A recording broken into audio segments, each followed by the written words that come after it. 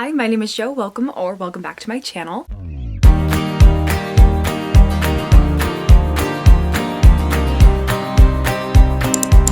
For today's video, I have quite the array of things to put on the itinerary. We've got some signed books to go through, we have new books that I've purchased to go through, tons of Bookish merch, and I did also buy a clear case and a new pop socket for my Kindle, so I think I'm gonna put some stickers on my Kindle for the first time ever. I think where I'm gonna start is with signed books because I did get to go to Emerald City Comic Con a few weekends ago and lots of autographs happened. I'm going to start with the one that I actually wasn't there for, and that is A Fate Inked in Blood by Danielle L. Jensen. I've read a few of her books from the Bridge Kingdom series, and I just wasn't able to attend on Sunday, which is the only day that she was there signing books. So thankfully, my sister went in my place and she grabbed this book for me, which has the most beautiful metallic blue edges. And I have not yet read it. I'm really excited to, but she did get it signed for me. So right here we have the autograph and it is personalized. And I'm really happy to have this in my collection because I enjoyed the books that I read from her. And this is a different series with a beautiful cover, beautiful sprayed edges. So no matter what, I am happy to have this in my collection. So that's the one autograph I was not there for. Two autographs that I was there for were Veronica Roth and Rebecca Yarros. So let's start with Rebecca Yarros. I got 3 books signed, 2 of my editions of Fourth Wing and then my edition of Iron Flame. So you were able to get 1 book personalized. I decided to go for my first edition of Fourth Wing with the fun sprayed edges and then all my tabs. So here is the autograph page. And it was really fun meeting her because obviously I do have a lot of tabs in both this one and in my Iron Flame. When I first started my book club, these 2 books were one of the first choices that people wanted to read. And so I went through and just tabbed everything because I wanted to be able to answer questions and talk about theories. So meeting her was kind of cool because she noticed all my tabs and mentioned to me that if she ever struggles with continuity errors, she'll call me. Anyway, my second version of Fourth Wing is this holiday edition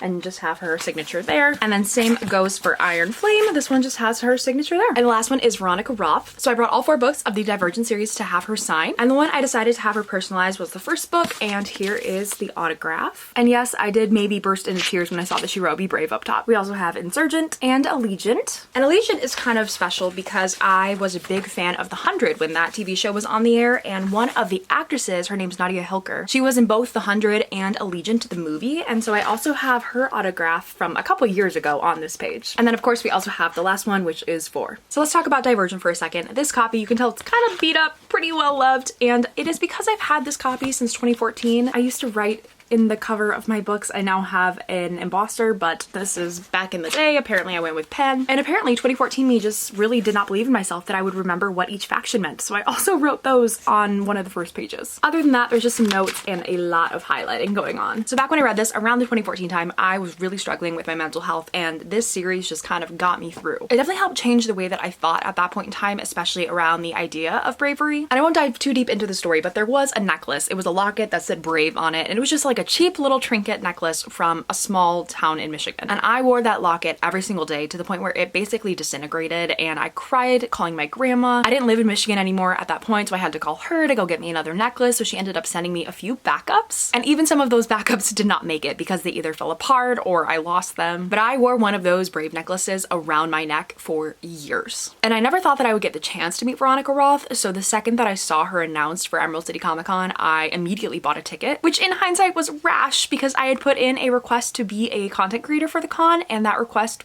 was accepted. It's fine, I ended up giving my ticket to my girlfriend, but the point is I was so excited that I wasn't even thinking clearly. It's been a full 10 years of me loving this series and this author, and just getting to meet her was a dream come true. So I did end up writing her a letter and giving her one of my backup lockets because I still have backup lockets on hand 10 years later. And it was about an hour or so later, I was at a panel in the convention when Veronica Roth DM'd me and just let me know that she liked my letter and she was proud of me and she's gonna hold on to the locket. So as far as bookish moments in my life go, that one's definitely like at least top 3. Now sticking with the Divergent theme, I did end up grabbing dinner with some of my cosplay / bookish friends at Emerald City Comic Con, and we're in a book club together, and they found this booth at the con that they decided to grab a little something from for each member of our book club, and I'm absolutely obsessed. It is an insanely thoughtful gift because they know how much Divergent means to me, and it is this little necklace and the book cover is Divergent. So every member of our book club now has one of these necklaces, and it's just that the book cover is swapped out depending on who the person is and what their favorite book is. And funny enough, I have been wearing this every day, like in place of the locket. So I'm actually gonna put this on now before I continue. All right, next we are gonna continue with some more books. These ones are just not related to Emerald City Comic Con. So the first one is Swift and Saddled by Lila Sage. This is not the version that I have previously shown shown in my videos. That one was an ARC and this one is just a normal version. The big difference with this one is that it is autographed by Lila Sage on this front cover here. And it also came with this adorable little print, which I will definitely be hanging up on my wall somewhere. And it also came with a pin that says "Save a Horse, Ride a Cowboy" with Ada and Wes. All the little extras with that are so cute because I had no idea they were going to be a part of it. So it's just like a little extra fun bonus surprise. And then I just grabbed 3 different books at Barnes & Noble. The first one is Make Your Own Magic by Amanda Lovelace. Amanda Lovelace is my favorite poet, and I also have her tarot and oracle decks, which I use pretty much on a daily basis. So it just felt natural to grab this because I think this is the only thing that she has published that I have not purchased yet. So now I have her full collection. And this one is a beginner's guide to self-empowering witchcraft. And in here there are different things like tools, practices, your intuition. I'm just really excited to dive into it because of all the different topics that it has. And anything that Amanda Lovelace puts out, I am bound to love. So I'm happy to finally have this in my collection. And the last 2 books kind of go together. It's The Prisoner's Throne and The Stolen Heir by Holly Black. Both of these are the Barnes & Noble's exclusive editions. They are just super pretty. I love the black covers. And I grabbed these because I did finish reading the Folk of the Air series and I adored them. I do want to grab those in physical versions. And so I know that eventually I'm going to want these in physical versions. So I just went for it. I know I'll enjoy them. They have beautiful covers, so they definitely deserve a place on my bookshelf. Now let's dive into some bookish art and merch. And I'm actually going to go back to Emerald City Comic Con for a sec because my favorite piece of the whole convention is what I'm holding right now. It was the very last one and it was made by my insanely talented friend Erin, who I will link below in the caption. Her art is just everything and she has a little something for so many different fandoms. This one is for Six of Crows. This is a holographic Inej and Kaz print, so when the sun is not hitting it, it just looks sort of black. Like right there, it just kind of looks black. But when the light hits it and you can see that holographic rainbow, it is just absolutely everything. I am so obsessed with this print and cannot wait to put it on my wall. And I grabbed one more piece of art at Emerald City, and this one is not necessarily bookish, but it is so beautiful that I do have to share it, and it's by artist Lauren Moran. So this is from The Last of Us, and it is just the best. I definitely feel like it's one of those prints where if you know what it's for, then you know it's nerdy, but if you don't, then it just looks like a cute piece of art. But anyway, when I saw it, I knew that I needed to have it, so I'm really pleased with my 2 artsy purchases of Emerald City. All right, let's keep going with art, and all of the next pieces are from my friend Marley, who just very kindly sent me these things for free. And I believe most of these things have come from Fairy Loot boxes. So the first thing I have here is the World of Sarah J. Maas calendar, and oh yep, it does say Fairy Loot right on the front. So the cool thing about these is, first of all, it does come with a little stand so that I can really use this as a calendar. But on the front of each card, we have art as well as the month with all the dates, and it's in a really beautiful metallic font. And on the back of these is just a print. So when I'm done using this as a calendar for 2024, I can still use these and just put them up on my wall. We have Rowan for January, Aelin for February, Dorian for March, Manon for April, Reese for May, Feyre for June, Cassian for July, Asriel for August, Danica for September, Rune for October, Bryce for November, and Hunt for December. I really love these and cannot wait to use these as my calendar for the rest of 2024. Next, I have a hat that is Fourth Wing themed, and this is what it looks like. I don't normally wear a lot of hats, but this one is like a corduroy material, which I think is really cool, and it's adjustable on the back. Next up is this Crescent City necklace, and then on the moon there in really small font, it does say Crescent City. Next, we have some Fourth Wing travel bottles, and each of them says a different quadrant. And the last item is a Crescent City ceramic pot. It has some characters on it as well as some metallic gold. This is so pretty, and I think that maybe I'll just end up putting like a plant in here. And now we are on to very important business, and that is putting stickers on my Kindle. First up though, I did grab a clear case from Amazon and a pop socket from Amazon. I do really love this pop socket. It does say House of Wind Book Club. So the problem lies in the bookish stickers that I've been collecting for a while because there's a lot. And my thing with stickers is I have this anxiety about actually using them because once they're placed,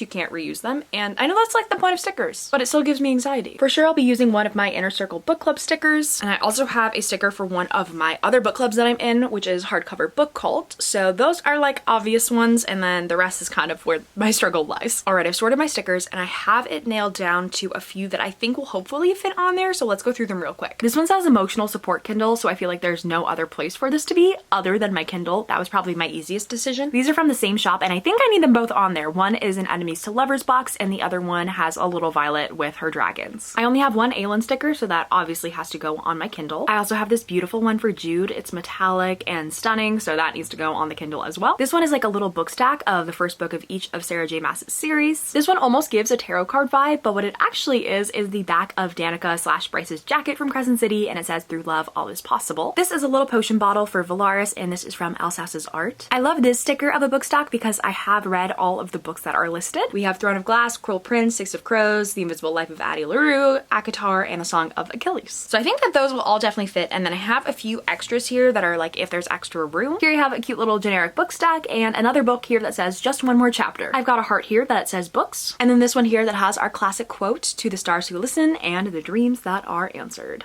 So we are gonna start with those and then go from there. One thing I will be keeping the same is my Kindle cover. This is from Needles Riddles and I ordered this on Etsy probably several years ago now, like 2 or 3 years, and it has held up so well. So highly recommend, and it is just our little cast of ACOTAR characters and a super cute little like cartoon type of drawing. And the one thing that I will be sad about giving up is my current pop socket, but it also has served me well for a really long time, and it also has our iconic stars quote there. So definitely can't fit as many on here as I would have hoped, but still a good amount. This is me just kind of piecing together where I think everything should go. So now it's time for me to commit to the bit, take off the backings, and really place them down before I put on my new cover and my new pop socket. All right, well that was absolutely terrifying, but it is done. And I'm really pleased with the outcome. So here is the back. I feel like I definitely got all of the most important stickers on there, which is a huge accomplishment. The pop socket looks really good. The case is really sturdy. So I'm definitely considering this a win for my first time putting stickers on my beloved Kindle. Weirdly enough, this also makes me want to read on my Kindle more. I was not expecting that to be a byproduct of putting stickers on it, but if it works, it works. And that's everything I have for you for today's video. I'm really excited to dive into my new books, to hang my bookish art, to read on my stickered Kindle. And if you enjoyed today's video, please remember to like, comment, and subscribe, and I will see you in the next one. Bye.